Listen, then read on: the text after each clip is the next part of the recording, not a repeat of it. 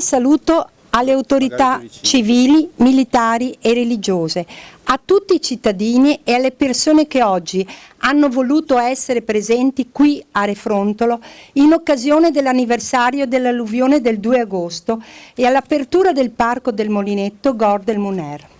Nelle settimane e nei mesi che sono seguiti a quella terribile notte del 2 agosto, la comunità di Refrontolo ha incessantemente guardato avanti, con termini quali ripartire, girare pagina, reagire, rialzarsi, sono state le parole d'ordine che hanno consentito, attraverso un costante lavoro di ripristino dei luoghi, i risultati tutt'oggi evidenti. Posso dire con orgoglio di essere sindaco di una comunità resiliente, che pur gravemente colpita non si è fermata e non si è piegata su se stessa. L'associazione Proloco, in particolare, ha trovato la forza nel gestire il periodo più difficile dalla sua costituzione ed ha scelto di realizzare questo Parco del Molinetto. A volte non si possono e non si devono scegliere mezze misure. La decisione di creare questo parco Gor del Muner è rispettosa anzitutto per Maurizio, Fabrizio, Luciano e Giannino. Rispettosa per i loro cari, rispettosa ed eticamente valida per le nostre comunità che credono che la sicurezza sia un valore universale ed un bene per tutti. In questo parco non vi sono particolari riferimenti, solo una data, 2 agosto 2014, scolpita in questo sobrio ed essenziale cippo bianco.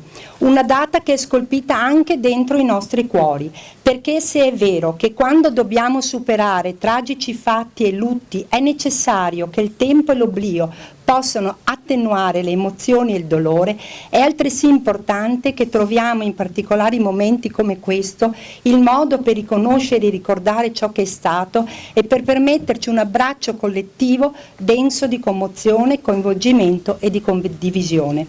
Oggi è inoltre doveroso ricordare con riconoscenza e gratitudine la moltitudine di persone che a vario titolo ha contribuito fin dalle prime ore a fronteggiare l'emergenza, circa 500 unità, facenti parte delle forze dell'ordine, dei soccorsi, della protezione civile, che arrivati qui nella serata e nelle notte hanno aiutato le persone in difficoltà, soccorso i feriti e provveduto al pietoso compito del recupero delle vittime.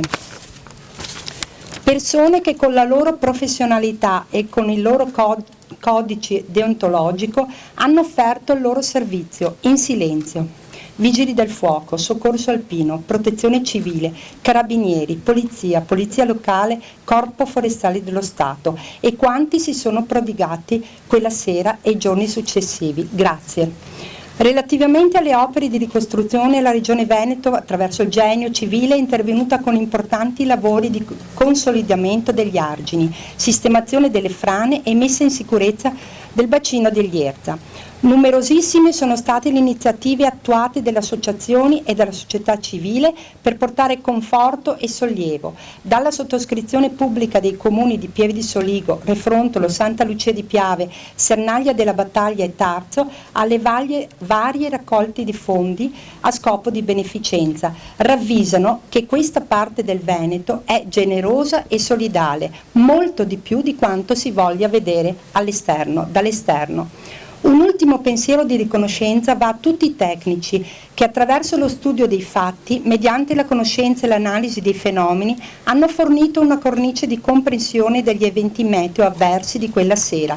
Mi riferisco a geologi, ingegneri, agronomi, idrologi, che hanno tracciato descrizioni di fenomeni occorsi e progettato negli ultimi mesi validi modelli per la prevenzione del territorio. Un affettuoso ringraziamento al nostro parroco. Dov'è il nostro parroco? Ecco qua. Al nostro parroco, al nostro caro Don Giuseppe, sempre presente, che con devozione e cura ha operato per risollevare gli animi e costantemente indirizzato alla reciproca comprensione.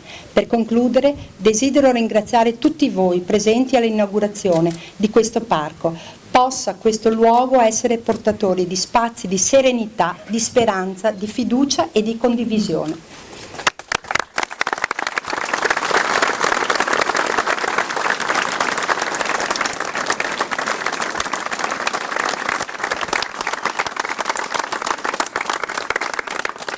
passo ora la parola